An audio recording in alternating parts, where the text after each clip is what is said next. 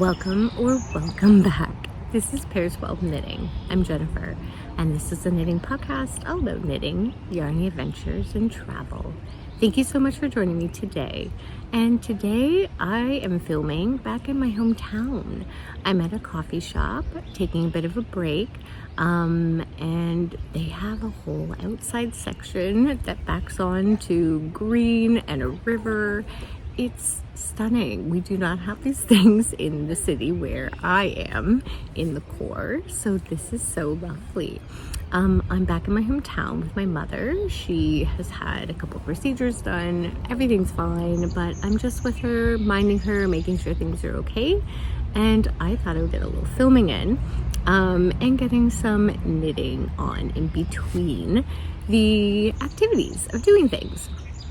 So we're just on a little break away from the house right now, and yeah, I thought I'd kick it in. So let's do it. First of all, what I'm wearing, no surprise to you here if you've been around already. This is a Wild Posy. This is a sweater design by Melody Hoffmann. It is a beautiful top-down construction, textured yoke. I feel the fit is just incredible. I wear this all the time. This is in 2 strands held double of Plotulopi by Istex, and is definitely very top of my favorite sweater go-tos. Yep, I talked about this on end in other episodes, so what I'll do is I'll link that in. If you haven't watched it, I invite you to join, check it out. But today I have this on. I do feel even the color is more nod to spring, although of course with the 2 strands of unspun is very much a cozy sweater for the beginning of our day here in southwestern Ontario to start off on a chilly spring morning. And I have it paired with a home sewn skirt. So this is a machine sewn skirt, and I have freestyled this. I've had pictures of a white skirt in mind that I really wanted to make for some time, and more than recently have gotten my sewing machine fixed because there was an issue with it. And so now I'm into, when I'm home, I'm back on to my sewing journey. And yeah, so we decided to freestyle this simple skirt. In general, it's a flat front waistband that I've put a bit, for all you sewists out there, I put a bit of, it's called incising in, or interfacing in to kind of crisp it up and give it a little more structure. In the back of the ribbing, ribbing I'm on sweater. In the back of the waistband is an elastic, so it's just cinched in. Therefore, there was extra fabric on the front panel of the skirt part, so I've pleated those, and so simple. I'm very happy with the outcome. I borrowed the patch pockets, the technique of how to sew them, and the actual pattern pieces from, it was a skirt I also just made in orange that you've seen on here with the button front, estuary skirt, the estuary skirt by So Liberated, and so that's where the patch pockets are coming from. There we go. I've been wearing the skirt. It's comfy, it's great, obviously it's white, it goes with everything, and yeah, so we're rocking out as much as we can a pretty me-made outfit today. Yeah, so let's bounce in. We're gonna get into my newest cast on and whip. I'm gonna just show the yarn to start. I mean, I think in the sun it's doing such a great job of showing this. I'm using, and I'm featuring the yarn first because I think it's just such a fun yarn, and no, this was not chosen in the yarn spinner for my new cast on for spring. Another yarn was, you're gonna see later. This is a yarn that's hand painted by Heidi Wulfraat. She's a multi-disciplinary fiber artist in Mahone Bay in Nova Scotia, and during one of our trips out east this year, 2023 I should say, I purchased this yarn. It is a very rustic Canadian yarn in this ridiculously fun pink colorway. The ball band is at home, came on a skein, or skein, sorry. And it's fun. I had this in my yarn spinner, the randomized spinner for my new cast on. And I really wanted to use it. It didn't get chosen, so I was very diligent, and I am working with the yarn that got chosen on the spinner. But I had a naughty cast on during all the little stressful bits of time. I decided to cast on something that had my heart. So with the neon-y pink, there are areas of like less coloration, less saturation, and then every so often there's almost like a little violety bit that's coming out in the yarn. So in total of these balls, or I should say skeins that I rolled up into balls quickly, this is I think it's like 200 meters, I think, which is just over in yards. So I have four of these, but I have knit my ruffle sweater that was it was a round yoke sweater that I took some of the increases from the Novice Sweater Junior by Petite Knit, and I included a ruffle that I used 4 balls with a mohair, and I got a full sweater and a ruffle out of it. So here's what I'm doing. Probably not much to show, but fun, all in the same. I've cast on, goodness, you're like, what is that? It could be anything. It's the Tulip Pullover or Tulip Sweater by Melody Hoffmann. Same designer as the Wild Posy. And yep, it's a really simple raglan, top-down construction, obviously, and I'll show you. It's a, goodness, sorry, needle noises. It's a 2-stitch raglan. And I'll pop in a picture of a sample finished object of what it is, because the unique part of this raglan sweater is the fact that it has a tulip bottom. So it's got a scalloped edge at the ribbing of the body hem, and it's such a winner. It adds a little bit of interest at the bottom, and I felt like for this color, the tulip sweater would be a great match. I'm getting roughly gauged, and I'm saying roughly because my gauge is a little bigger than in the prescribed pattern. You can judge, 2004 knitting intentions. That's kind of pushed a smidge, but what I'm doing is I'm just knitting the smallest size. It's also a raglan, so I find those are crazy easy to modify and make smaller because you just do less raglan increases. We've got blue jays cackling. I hope you can hear it. It's pretty cool. We do not have these things always in Toronto where I live, so this is fab. I'm following the pattern, but because I had a lot going on at the time, we were in and out of the hospital with appointments and whatnot. I had mucked up a little on the increases because this specific pattern of the raglan is not like what I would call an AB pattern with the raglan increases here.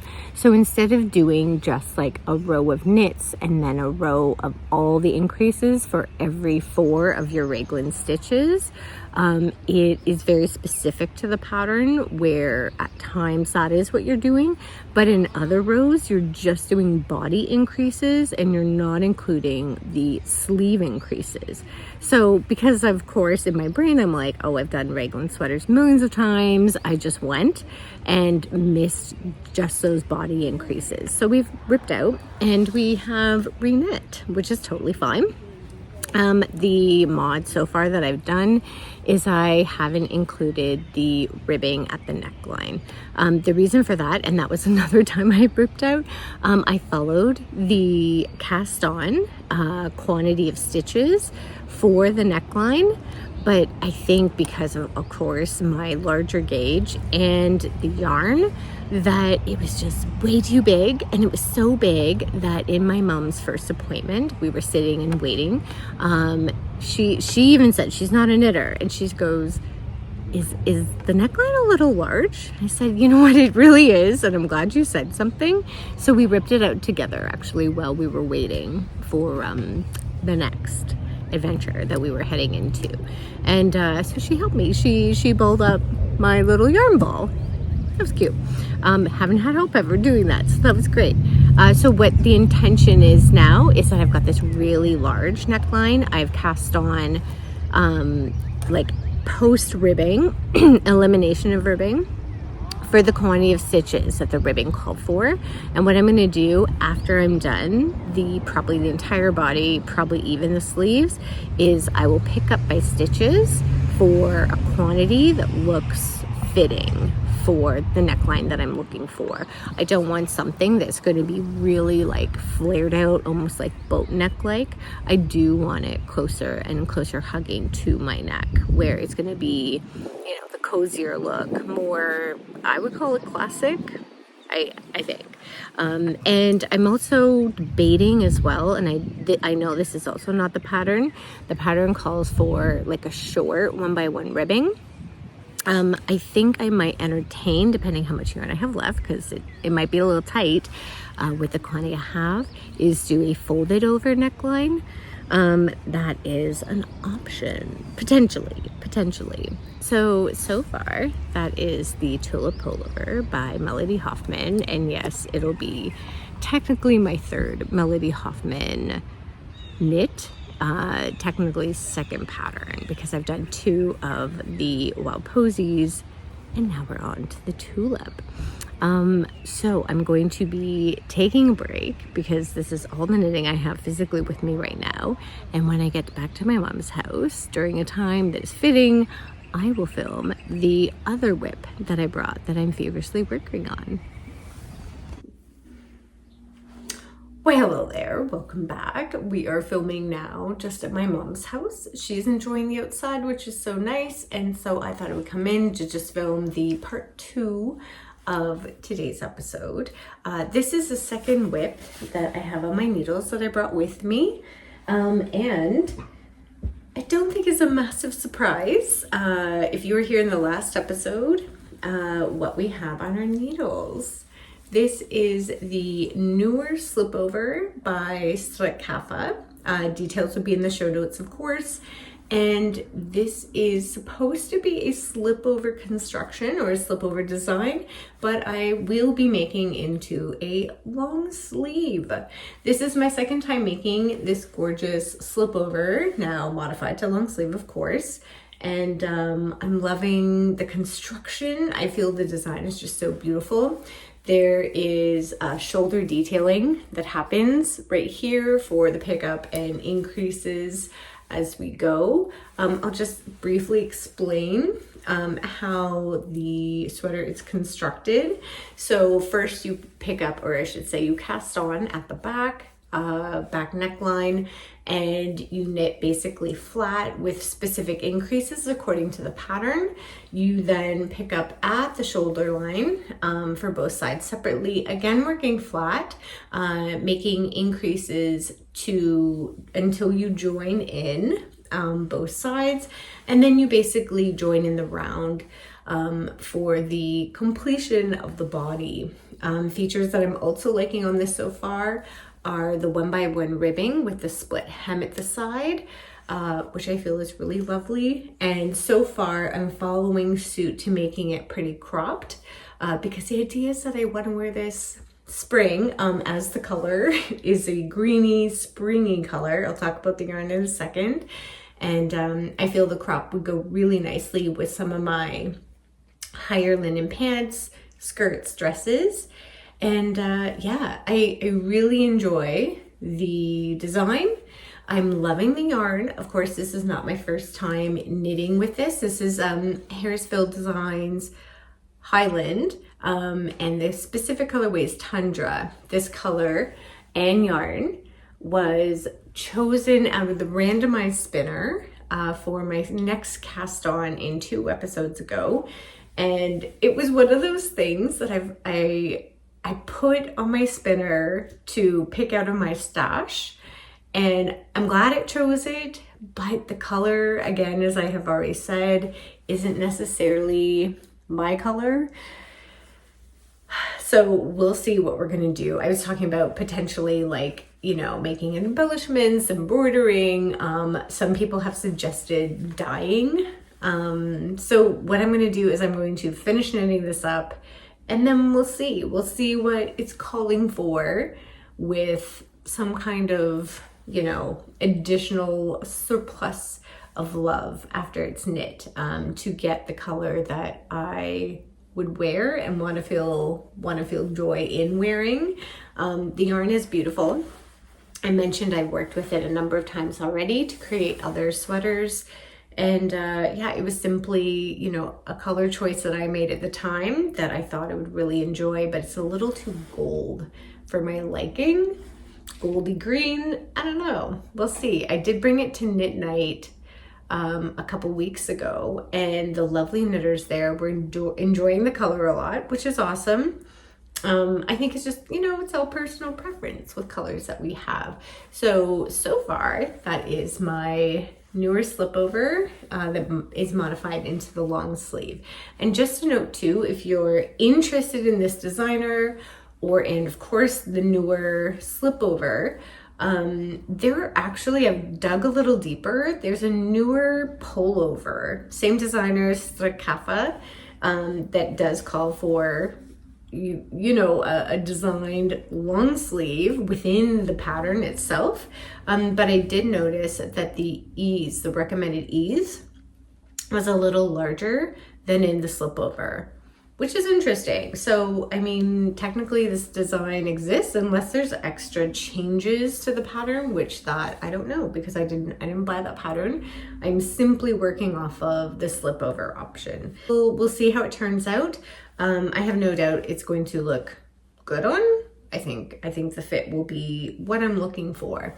A sweater with a little less ease and a little more fit. Yeah. Oh, and I did want to say the size is the second size I'm knitting, not the extra small, but the small, which is pretty cool. So I could always, you know, for future knitting, go down in size for once, because I'm not knitting the smallest size, so I wouldn't have to recalculate if my gauge was off, but I am meeting gauge. So we're good for that. Noor Slipover by Strikkekaffe in the Harrisville Designs Highland Wool in Tundra. All right, so that's that for now. Thank you so much for joining me back in my hometown, and I'm sure it won't be the last episode ever that you'll see here.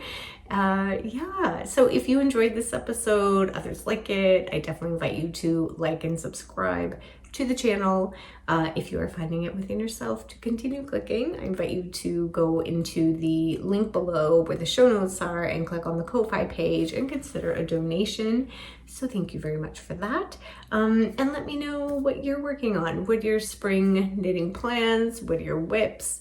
And yeah, maybe you have some 2 cents for me about the raglan, the tulip sweater that I'm knitting. I've never done a scalloped hem rib, which would be totally cool. And yeah, I don't know if there's any recos for that. I don't even know if it's easy, complicated. We will see when we get to it. And as far as the Noor Slipover goes with the yarn, I'm still totally open to options for modifying the color, for adding some more pizzazz and increasing my joy and excitement potentially for finishing this whip and making it very wearable and fun to wear. Let me know. I'm totally open. And yeah, I hope you find great joy in your knitting today. I hope you're able to get some fresh air and get outside. And until next time, thank you very much.